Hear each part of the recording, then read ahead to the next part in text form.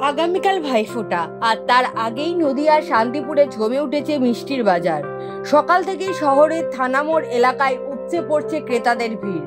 সবার একটাই লক্ষ্য, ভাইয়ের পাতে তুলবেন সেরা মিষ্টি। শান্তিপুরের প্রসিদ্ধ লোকনাথ মিষ্টান্ন ভাণ্ডার এবছর ভাইফোঁটার জন্য বাজারে এনেছে একের পর এক অভিনব মিষ্টি।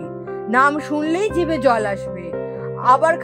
আবার খাবো ভাইফোঁটা সন্দেশ, চেন্নাই এক্সপ্রেস, রাবড়ি বল, হরলিক্স সন্দেশ, বনভিটা সন্দেশ, বাদশাহী ভোগ, কাঁচা আমের রসগোল্লা, স্ট্রবেরি রসগোল্লা, এমনকি মৌসুমের প্রিয় নলেন গুড়ের রসগোল্লা পর্যন্ত।